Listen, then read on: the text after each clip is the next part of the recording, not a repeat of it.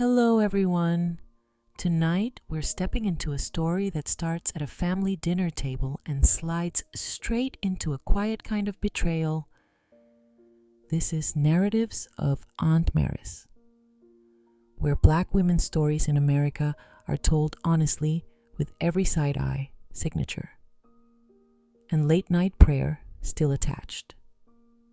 Picture this. The roast is still warm on the table.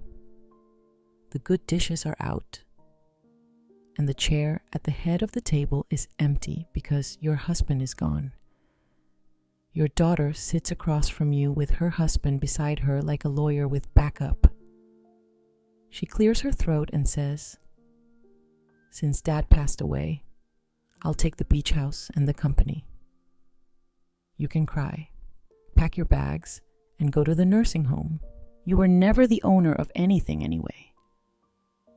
Your fork stops halfway to your mouth, the room tilts, and suddenly the home you built over a lifetime feels like it's already being divided up like leftovers. Then, with hands that won't stop shaking, you reach into your purse and pull out an envelope your husband left you for the day they turn on you. And here's the hard reality check if you ever find yourself staring at your own child across a table like that. You might not walk away with your sanity or your heart still intact. So before you get too comfortable, take a moment to like this video and subscribe, but only if you truly enjoy what I'm doing here. And while you're here, drop a comment with where you're watching from and what time it is for you right now. I love seeing how far these stories travel from big cities to small towns. From night shift breaks to quiet bedrooms where you're finally alone with your thoughts. Now, turn off the lights. Maybe turn on a fan for a little soft background noise, and let's begin tonight's journey together. Since Dad passed away, I'll take the beach house and the company. You can cry, pack your bags, and go to the nursing home. My daughter said at the family dinner. My son-in-law nodded. You were never the owner of anything anyway. But when I slid an envelope out of my purse. I'm glad to have you here. Follow my story until the end and comment the city you're watching from so I can see how far my story has reached. I never thought my own daughter would look at me with such cold eyes across our family dinner table. But there she was, Naomi, my only child, sitting next to her husband, Travis, like they were judges at a tribunal, and I was the defendant. The roast beef I'd spent 3 hours preparing sat untouched on my plate. My appetite had vanished the moment Travis cleared his throat and announced they had something important to discuss. The way he said it with that smug little smile playing at the corners of his mouth made my stomach clench. "Mom," Naomi began, not meeting my eyes. Her voice was steady, rehearsed. "Even since Dad passed away, things need to change around here." I set down my fork carefully, my hands already starting to tremble. Samuel had been gone for only 6 months, and the grief still felt fresh, like an open wound that wouldn't heal. "What do you mean, honey?" Travis leaned forward, his expression all business. "What Naomi is trying to say is that you're getting older, Gloria. This house is too big for you to manage alone. And frankly, the beach house in Malibu and the company need younger hands." My heart started pounding. The beach house had been Samuel's and my retreat for 30 years. Every anniversary, every birthday, every moment we needed to escape the world. And the company, Samuel's construction business that we'd built together from nothing. It was our legacy. "I don't understand," I whispered, though part of me was beginning to understand all too well. Naomi finally looked at me, and I saw something in her eyes I'd never seen before. Contempt. Mom, you can't take care of yourself properly anymore. Remember last month when you forgot to pay the electric bill? I had forgotten just once because I was drowning in grief and paperwork after Samuel's funeral. But I'd taken care of it immediately when the notice came. That was one time, I said, my voice getting smaller. Travis jumped in smoothly. And what about when you got lost driving to the grocery store last week? That wasn't true. I'd taken a different route because of construction, but I wasn't lost. I started to protest. But Travis continued. The point is, Gloria, you're not capable of managing these responsibilities anymore. Naomi and I have been discussing this, and we think it would be best if you moved to Sunset Manor. It's a lovely assisted living facility. The words hit me like a physical blow. Sunset Manor. I knew that place. It was where people went to wait to die. Since Dad passed away. I get the beach house and the company, Naomi said. Her voice matter of fact, as if she were discussing the weather. You cry, pack your bags, and go to the nursing home. I stared at my daughter in shock. This was the little girl I'd rocked to sleep every night. The teenager I'd driven to piano lessons and soccer practice. The young woman I'd helped plan her wedding to this man who was now orchestrating my exile. Travis nodded approvingly. You never really owned anything anyway, Gloria. Samuel's name was on all the paperwork. Legally. Everything passes to his next of kin. He gestured toward Naomi with a proprietary smile. The room started spinning, but Samuel, and I built that company together. I worked alongside him for 25 years. The beach house, we chose it together. Decorated it together. Mom, stop being dramatic. Naomi snapped. You'll have everything you need at Sunset Manor. 3 meals a day. Activities. People your own age to talk to. People my own age. As if I were already dead and just didn't know it yet. Travis pulled out his phone. I've already spoken to the director there. They have a lovely single room available. No waiting list if we move quickly. A single room, I repeated. My voice barely audible.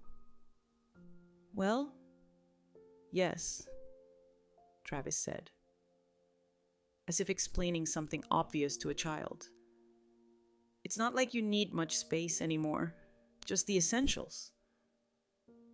I looked around the dining room where Samuel and I had hosted so many family dinners, birthday parties, holiday celebrations. The walls were covered with photographs of our life together, our wedding day, Naomi's graduation, family vacations at the beach house they were stealing from me.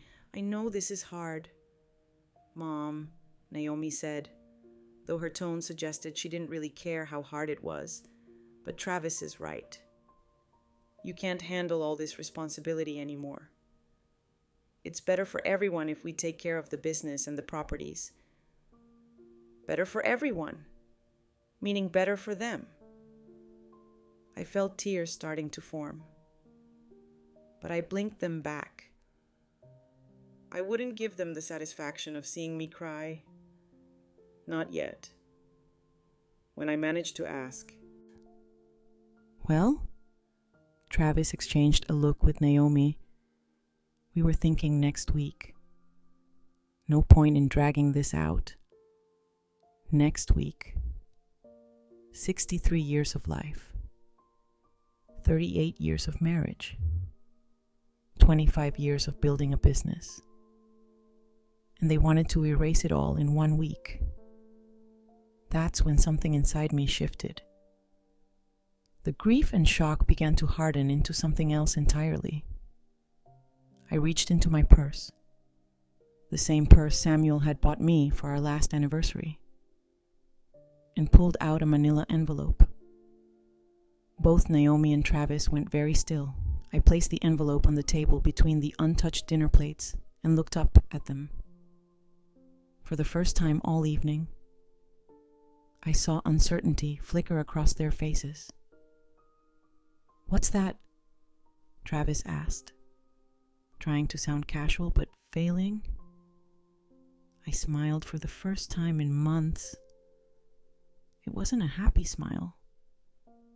"This is something your father left for me, Naomi. Something he made me promise to only open if I was ever treated poorly by my own family."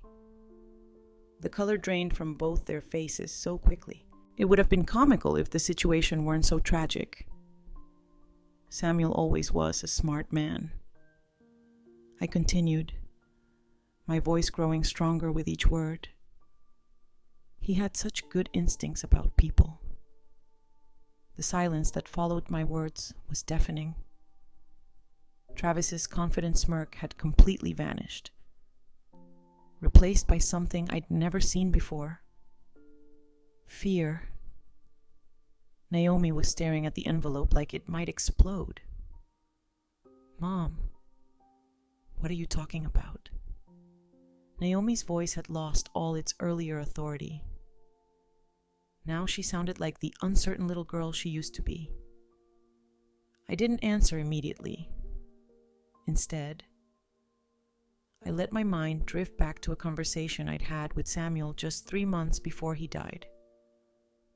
We'd been sitting on the porch of our beach house, watching the sunset paint the sky in brilliant oranges and pinks. "Tma," he'd said, his voice unusually serious. "I need to tell you something about Travis.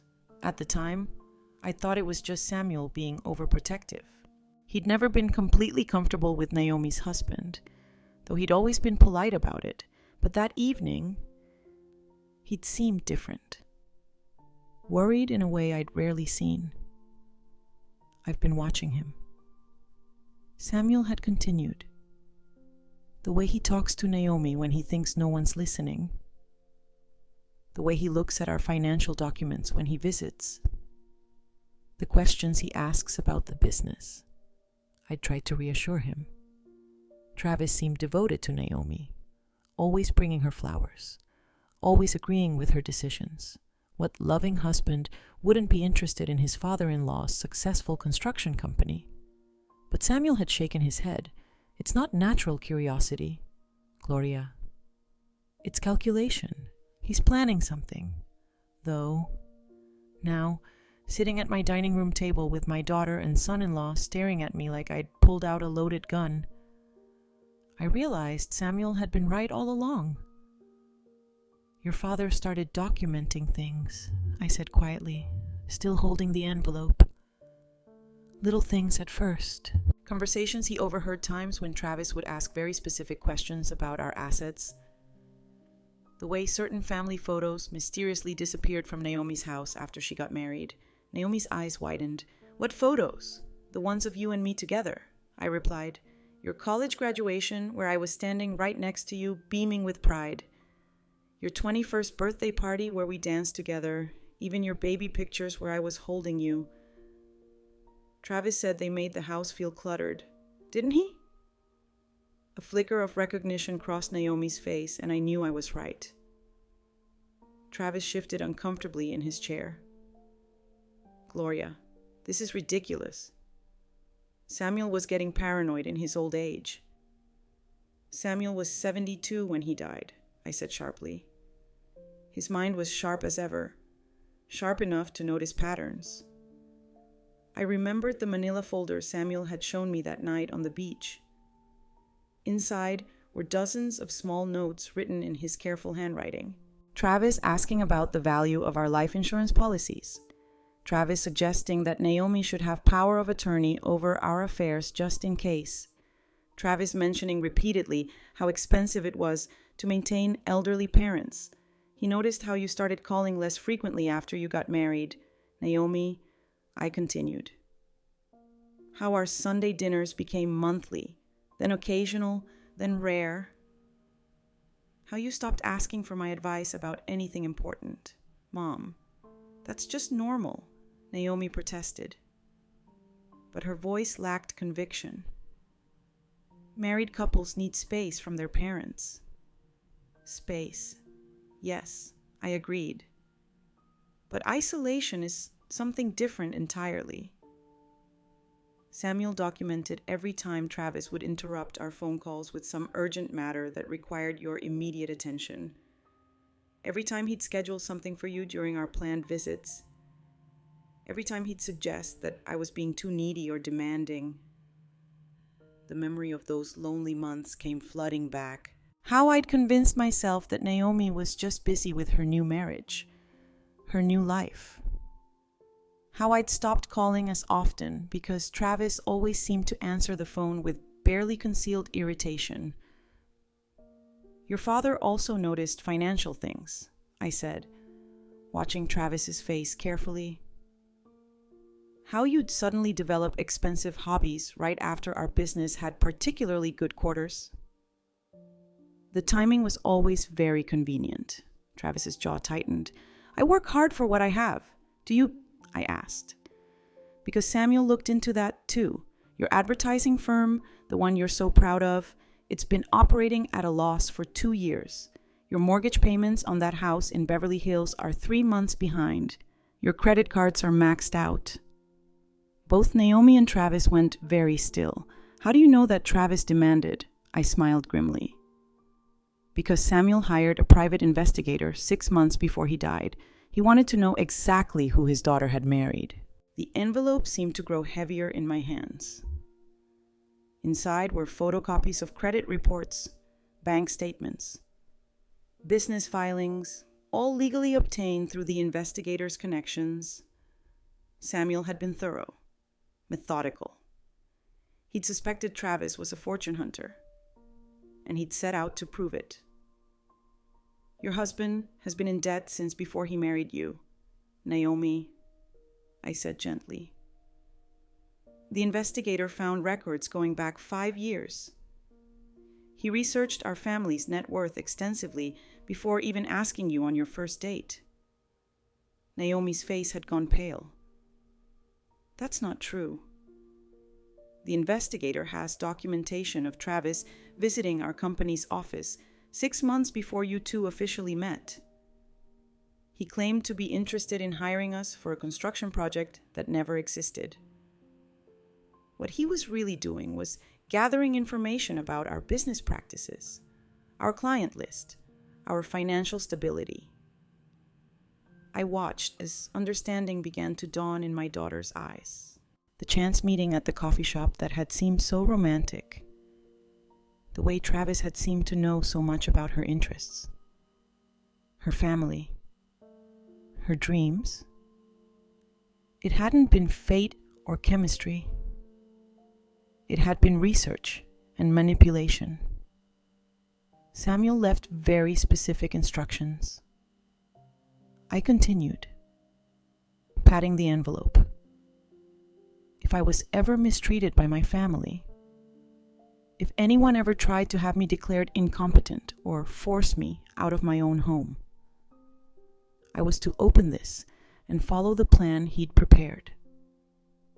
Travis leaned forward aggressively. What plan? For the first time all evening, I felt truly in control. Samuel had known this day might come, and he'd prepared for it with the same methodical precision he'd brought to building our business empire.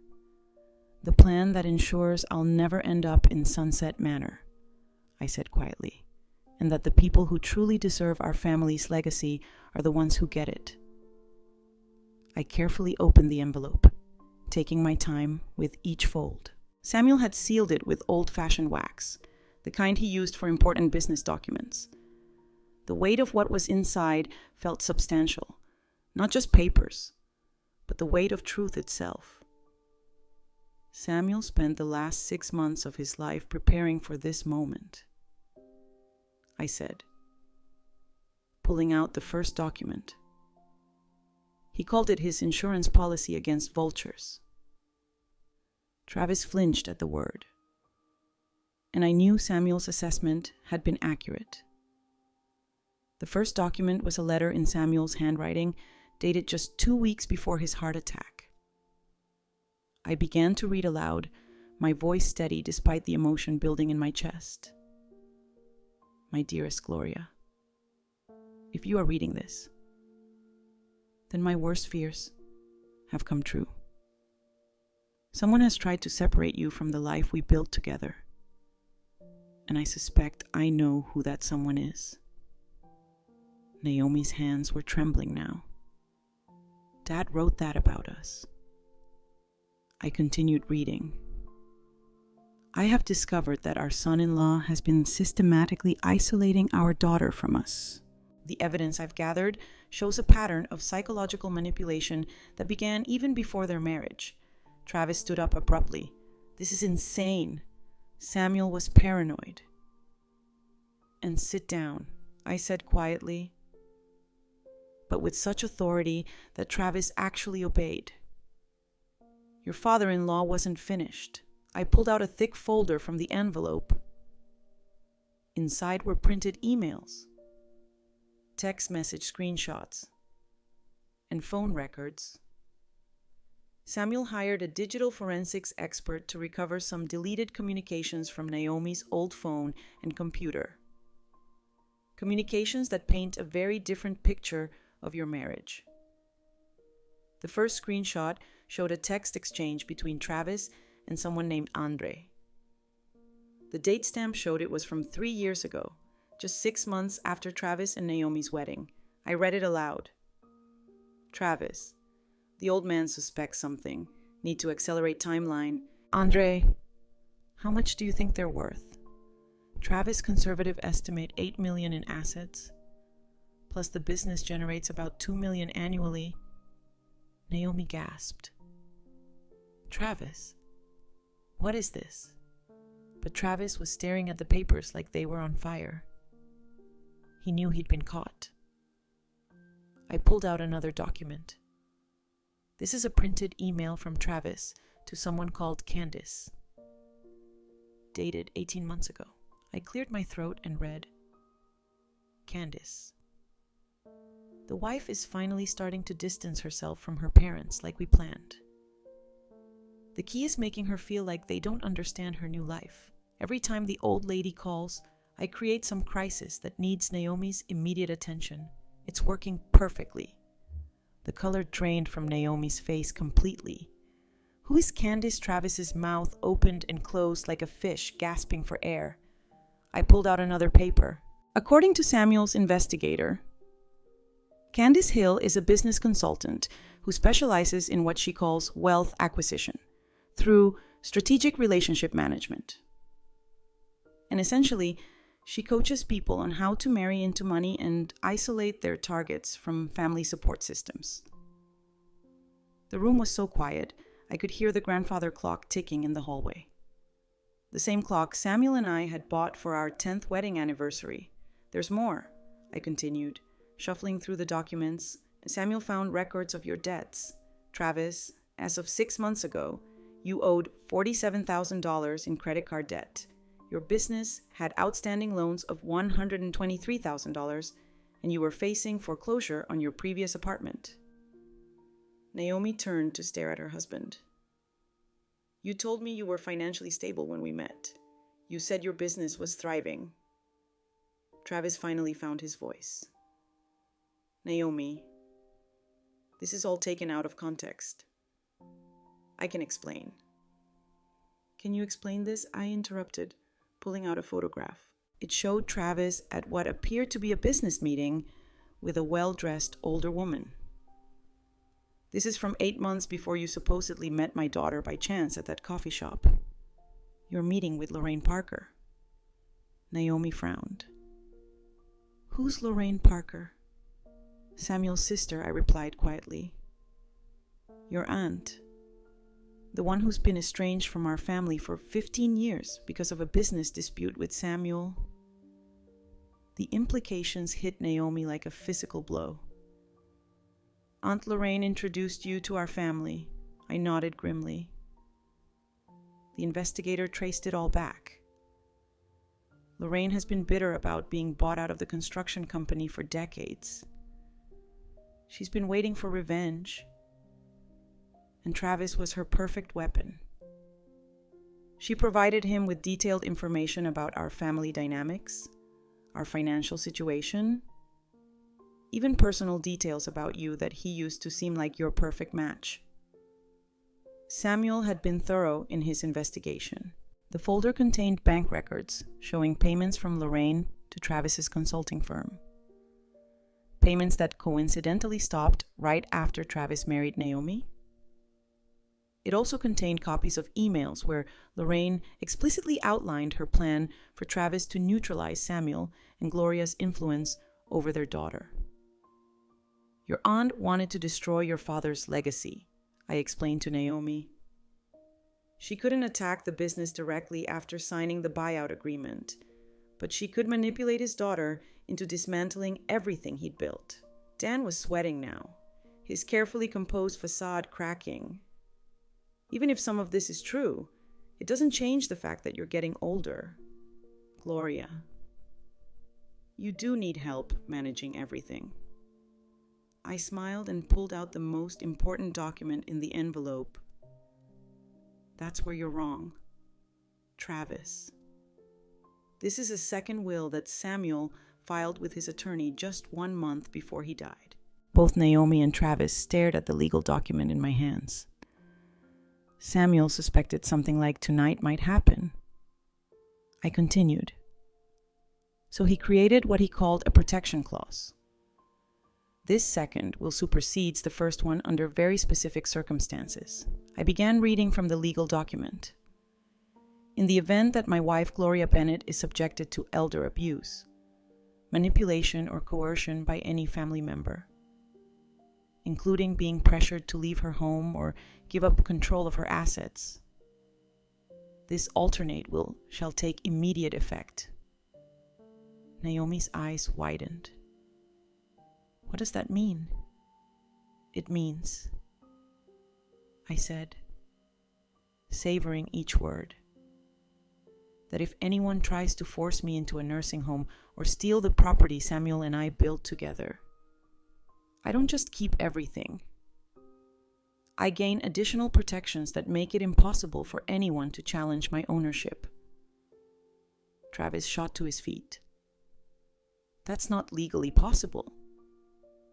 Actually, it is, I replied calmly.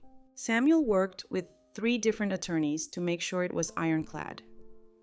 The second will include something called a bad faith clause. If anyone contests it or attempts to manipulate me into giving up my rights, they automatically forfeit any inheritance they might have received under the original will.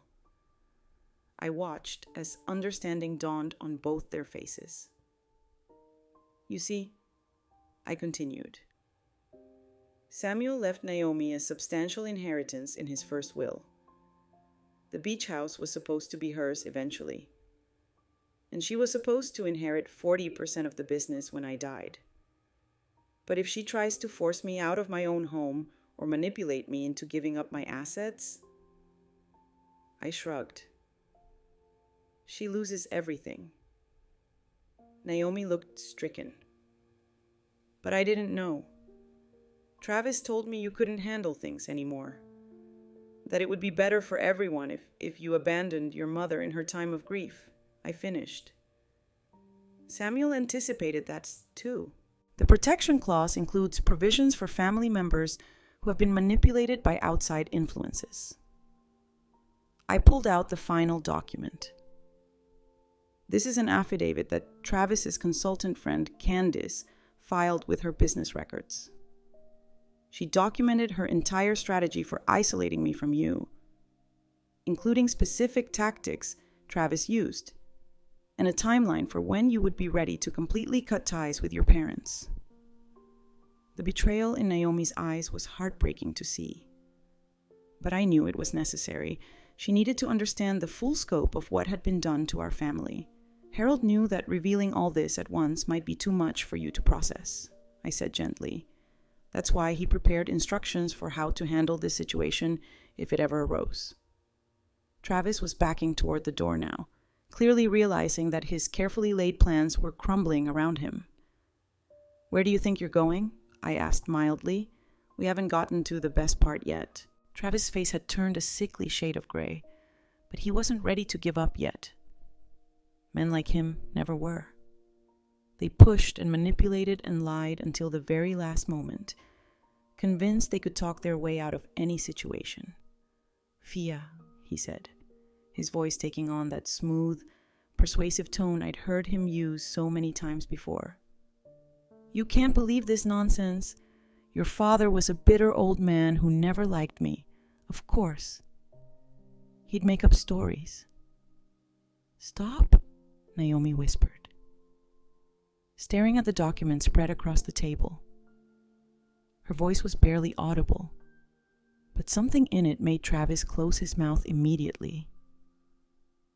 "Just stop talking." I watched my daughter's face as she processed everything she'd learned. The confusion, the hurt, the slowly dawning realization of how thoroughly she'd been manipulated. It was painful to witness, but necessary. "How long?" she asked, not looking at Travis. "How long have you been planning this?" Travis tried to reach for her hand, but she jerked away from his touch. "Naomi, honey, you have to understand." "How long?" she repeated louder this time. I pulled out another document from Samuel's folder. According to the investigator's timeline, Travis began researching our family 14 months before he approached you at that coffee shop. He knew your favorite drink order, your work schedule, even the books you like to read. None of it was coincidence. Naomi's hands were shaking as she picked up one of the email printouts. "You wrote to Candice that I was remarkably easy to isolate from my parents, that I had classic only child dependency issues that could be redirected toward you instead of them." Travis's mask was finally slipping completely. The charming facade he'd worn for years was cracking, revealing something cold and calculating underneath. "Naomi, every marriage requires adjustments. I was just trying to help you grow as an independent person by lying to me." Naomi's voice was getting stronger, angrier. "By intercepting calls from my mother, by scheduling conflicts every time my parents wanted to spend time with us."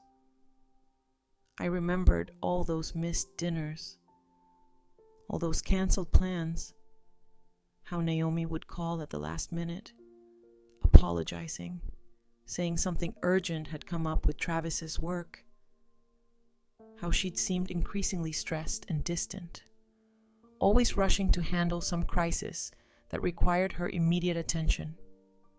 "I found something else," I said quietly, pulling out a small notebook. "Samuel kept a log of every time you canceled plans with us. Naomi, he noted the reasons you gave. Look at the pattern." I showed her Samuel's careful handwriting, documenting months of canceled visits. March 15th.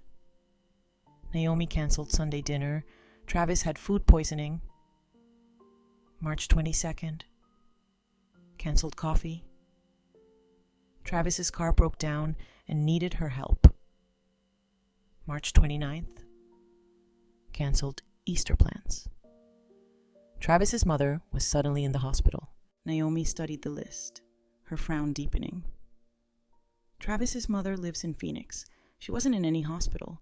Samuel called Phoenix General that day to send flowers," I said softly. They had no record of anyone by that name. The silence stretched between us like a chasm. I could see Naomi remembering, connecting dots she'd never thought to connect before, all those emergencies that had seemed so urgent at the time. All those moments when Travis had needed her to choose between him and us. Travis was sweating heavily now. Okay, maybe I wasn't completely honest about some things. But that doesn't mean I don't love you. Everything I did was because I wanted us to have a future together. A future built on my parents' money, Naomi said flatly. What's wrong with wanting financial security? Travis snapped, his composure finally breaking completely. Your parents have more money than they could spend in 3 lifetimes. Why shouldn't we benefit from that? The ugly truth was finally out. No more pretense about caring for my well-being or worry about my ability to manage my affairs. It had always been about money. I pulled out the final document from Samuel's envelope. This is a restraining order already signed by Judge Holloway. Samuel filed it as a contingency measure. If Travis ever attempts to threaten, intimidate, or coerce me or manipulate Naomi into betraying family interests, it goes into immediate effect. Travis's eyes widened. You can't be serious. The order includes a provision for immediate removal from the premises, I continued. Samuel worked with Sheriff's Department to ensure it could be enforced within 30 minutes of activation. As if on cue, my phone rang. I glanced at the display and smiled. That would be Deputy Ellis. Samuel arranged for a wellness check at this exact time. If I don't answer and confirm that I'm safe and not being coerced, they'll assume the worst and respond accordingly. I answered the phone, putting it on speaker. Hello, Deputy Ellis. This is Gloria Bennett. Good evening, Mrs. Bennett. I'm just calling to check on you as requested. Are you safe and comfortable in your home? Yes, I am. Thank you. Though I may need to activate that restraining order we discussed. Understood. Ma'am, we can be there in 10 minutes if needed. I'll call back if necessary. Thank you. Deputy. I hung up and looked at Travis, whose face had gone completely white. Samuel thought of everything. He knew men like you don't give up easily when money is involved. Naomi was staring at her husband like she'd never seen him before. You married me for money. All of this, our entire relationship, was just a con game. Travis's desperation was becoming palpable. Naomi, even if I was initially attracted to your family's financial situation, my feelings for you are real. I love you. We can work through this. Work through this. Naomi's voice was incredulous.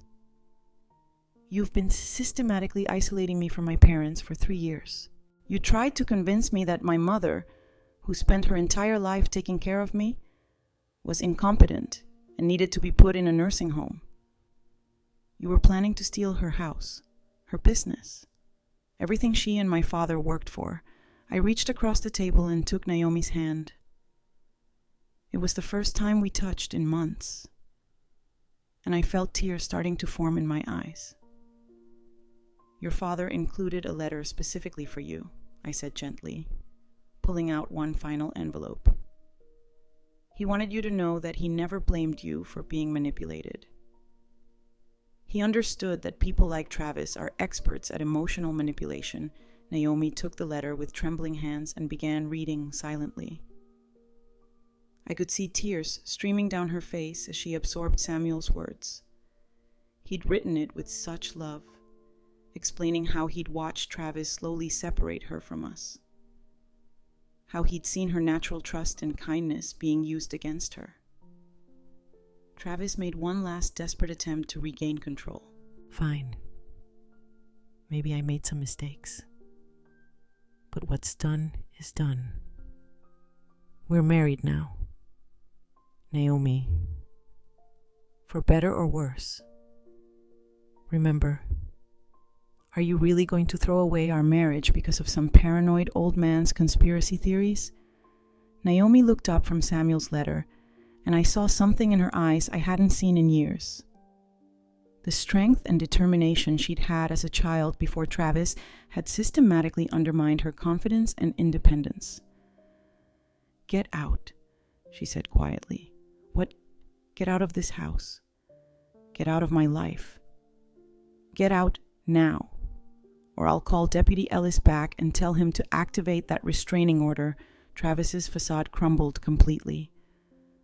The charming man who'd fooled us all was gone, replaced by something ugly and desperate.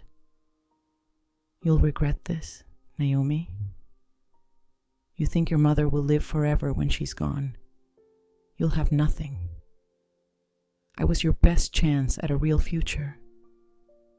That's when I knew Samuel had been absolutely right about everything. "Actually," I said, standing up slowly, "she'll have everything, because unlike you, family isn't something we throw away when it becomes inconvenient." Travis didn't leave quietly. Over the next 3 days, he launched what I can only describe as a campaign of desperation.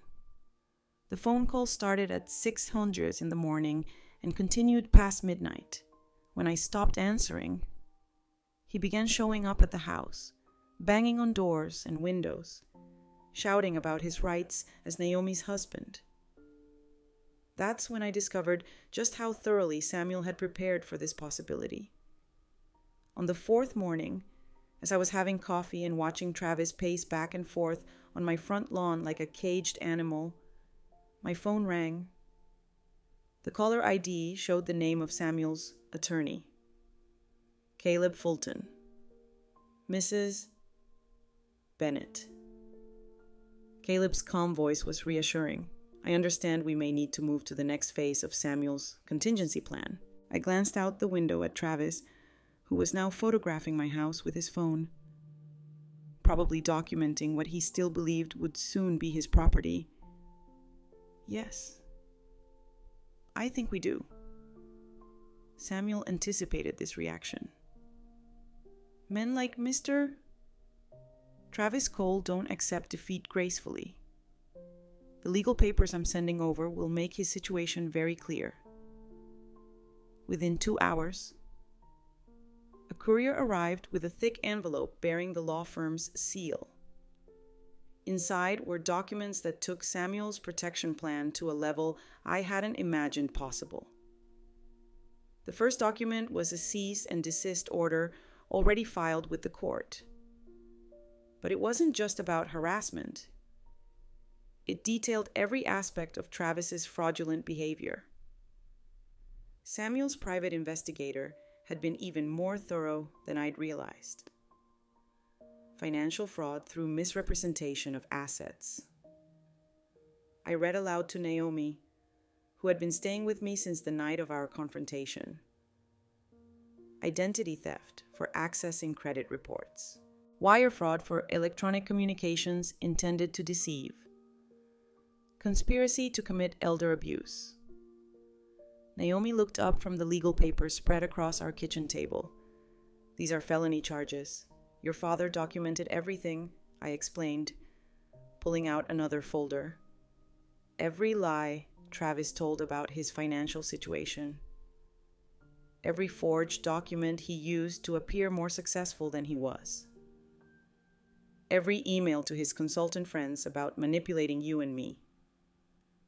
The most damaging evidence was a series of recorded phone calls. Samuel had legally recorded conversations with Travis during their last few months. Conversations where Travis had gradually revealed his true intentions.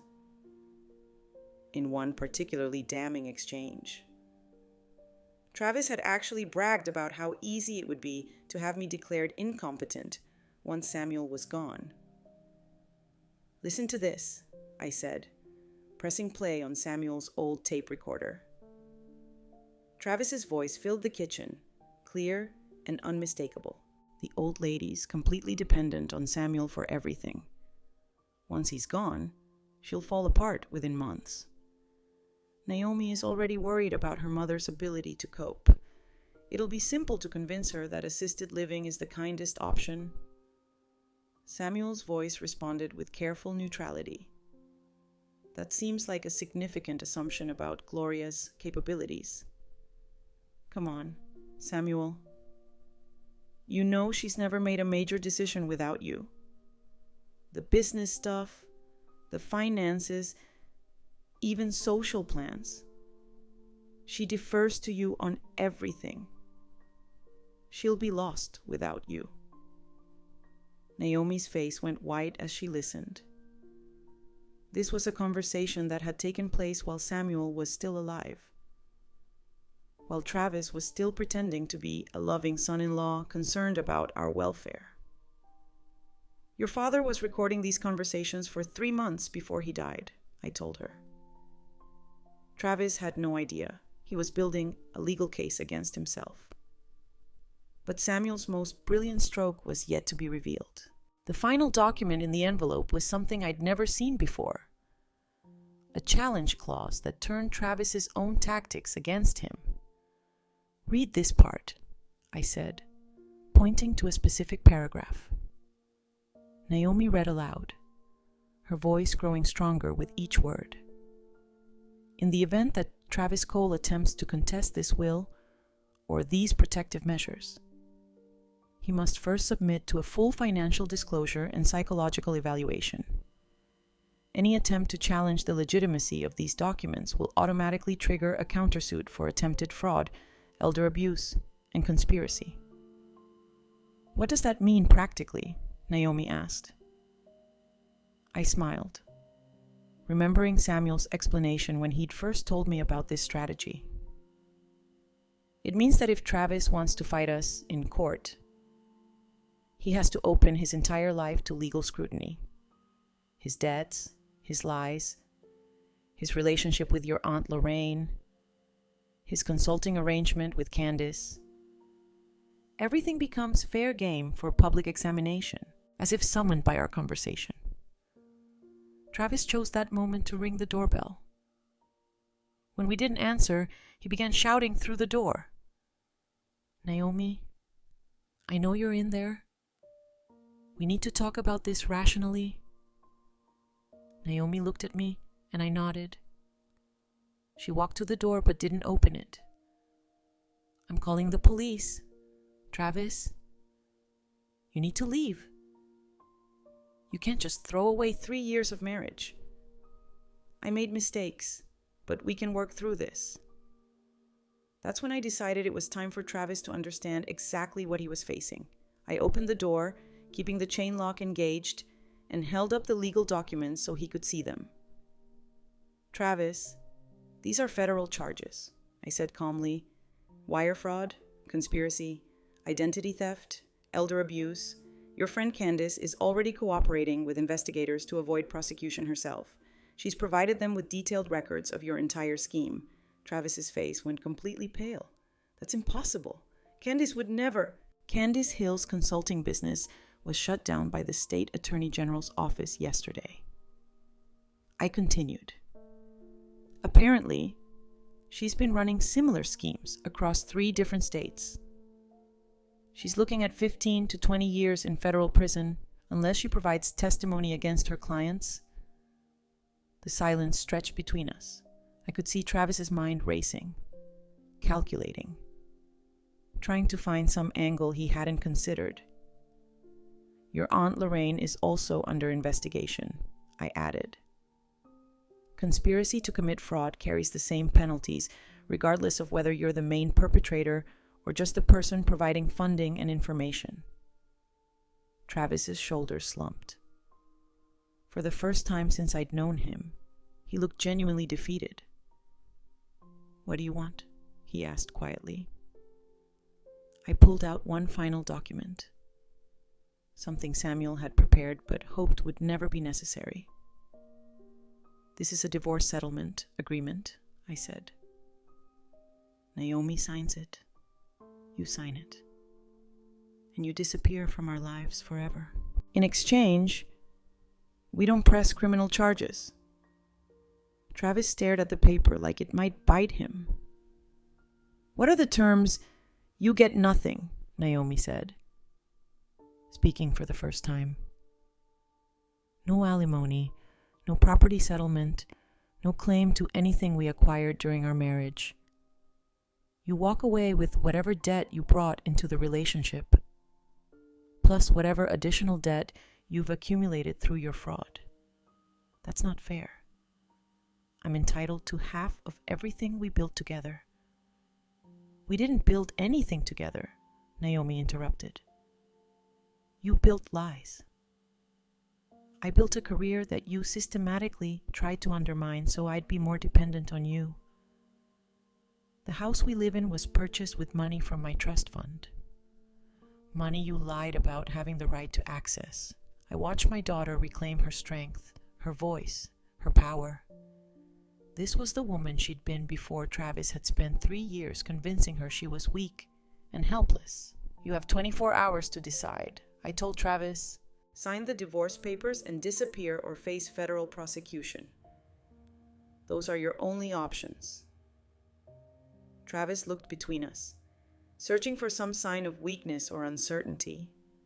He found none.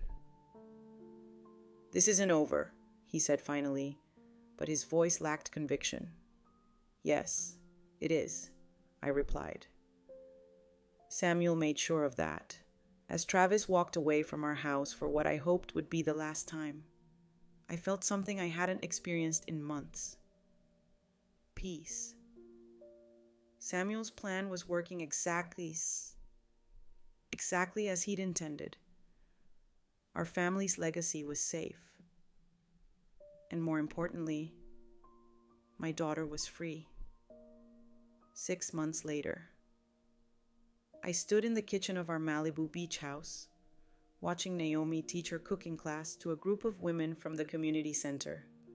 The late afternoon sun streamed through the windows, casting golden light across faces that were animated with laughter and genuine joy. "Mom, can you show them that trick you taught me for the pie crust?" Naomi called out, flour dusting her apron just like when she was a little girl helping me bake cookies. I smiled and joined the group, demonstrating the technique Samuel used to tease me about how I could tell just by touch when the dough was ready. These small moments felt like miracles after everything we'd been through. Travis had signed the divorce papers on the 23rd hour of his deadline. The criminal charges were dropped as promised, but the investigation had revealed enough evidence to ensure he would never be able to run similar schemes again. His credit was destroyed. His business was bankrupt. And according to Caleb Fulton, he'd moved back to his mother's house in Phoenix with nothing but a suitcase and a mountain of debt.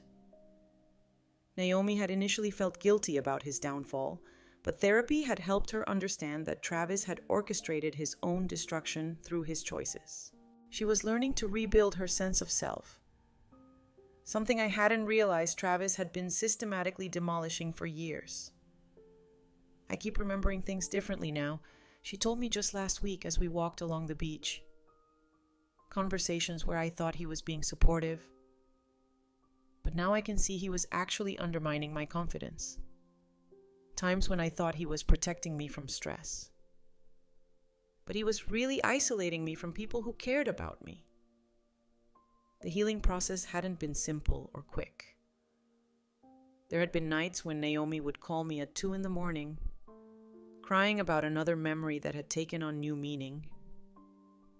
There had been days when the weight of betrayal felt overwhelming, when she questioned her ability to ever trust her own judgment again. But there had also been discoveries that brought us closer than we'd been since she was a child. Like finding the box of letters I'd written her during her marriage. Letters Travis had intercepted and hidden away instead of letting her read them.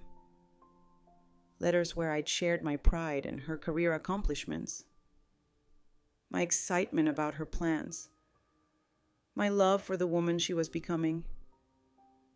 "You were never the problem," she'd said through tears as we read them together. Travis made me think you were critical and disappointed in me. But these letters... Mom, you've always been proud of me. The business was thriving under our joint management. Naomi had brilliant ideas for modernizing our construction practices, and I had the experience to guide implementation. We discovered that we made an excellent team, something Travis had worked very hard to prevent us from realizing. Today's cooking class was just one of many ways Naomi was rebuilding connections Travis had severed. She'd reconnected with college friends he'd convinced her were too immature for her new married lifestyle. She'd resumed her photography hobby that he'd dismissed as unrealistic and time-consuming. She'd even started dating someone new, a kind man named Julian, who encouraged her independence rather than trying to control it. Ladies, I announced to the cooking class, today marks 6 months since my daughter and I started our new life together. I want to share something with you. I pulled out Samuel's final letter, one he'd written specifically for this moment. He'd somehow known that we would emerge from this crisis stronger than before. And he'd wanted to leave us with words of encouragement for our future. My beloved wife and daughter. I read aloud. If you are reading this together, then the worst has passed and the healing has begun. I hope you understand now that the love between a mother and daughter is unbreakable. Even when others try to sever those bonds, the women in our cooking class had grown quiet, sensing the emotion in my voice. Gloria, you are stronger than you've ever allowed yourself to believe.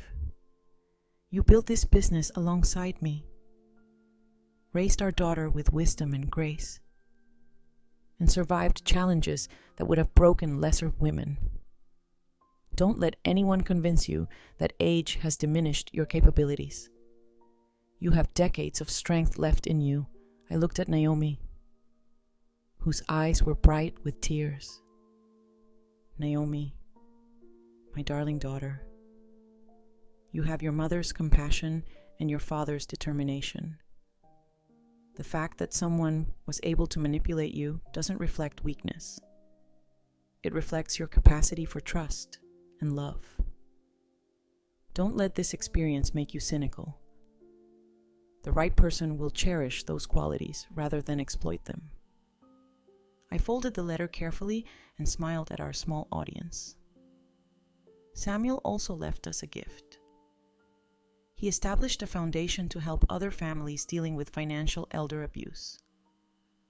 We're not trying to change the world, but we can help a few people avoid what we went through. The foundation had been Samuel's final surprise. He'd set aside $500,000 specifically to provide legal assistance and counseling services for families targeted by inheritance fraud schemes.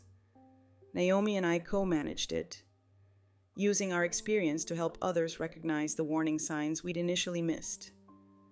That evening, as the last cooking class participant headed home with her container of homemade soup, Naomi and I sat on the beach house deck, watching the sunset paint the sky in brilliant oranges and purples.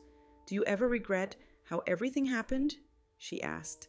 Curling up in the chair next to mine, I considered the question carefully. "I regret the pain you went through. I regret the time we lost. But I don't regret learning the truth about Travis. Even though it was difficult," Naomi nodded slowly. "I keep thinking about what would have happened if Dad hadn't prepared for this. If he hadn't suspected Travis's motives and documented everything, you would have figured it out eventually," I said with certainty. "You're too smart and too strong to be fooled forever. It might have taken longer, and the damage might have been worse. But you would have seen through him. Maybe. But I'm grateful we didn't have to find out." A comfortable silence settled between us as we watched the waves roll onto the shore. This beach had been Harold's and my sanctuary for 30 years, and now it was becoming a place of healing for Naomi and me. "Mom," Naomi said quietly, I want you to know something. When Travis was trying to convince me you needed to go to assisted living, part of me was relieved. Not because I wanted you gone, but because I was so overwhelmed trying to be the perfect wife and daughter and career woman that having one less responsibility felt like a gift. I reached over and took her hand. That's exactly what Travis was counting on. He knew how to make you feel guilty about natural human limitations. I'm ashamed of that feeling now. Don't be. You were being manipulated by an expert. The shame belongs to him, not to you. As the sun disappeared below the horizon, I felt Samuel's presence in the gentle evening breeze, in the sound of the waves, in the warmth of my daughter's hand and mine. He had given us the tools to save ourselves, but more importantly, he had given us the chance to save each other. What do you think Dad would say if he could see us now? Naomi asked. I smiled, knowing the answer with absolute certainty. He'd say his girls figured out how to take care of themselves just fine. And for the first time in months, that felt completely perfectly true. Now, I'm curious about you who listened to my story. What would you do if you were in my place? Have you ever been through something similar? Comment below. And meanwhile, I'm leaving on the final screen 2 other stories that are channel favorites. And they will definitely surprise you. Thank you for watching until here.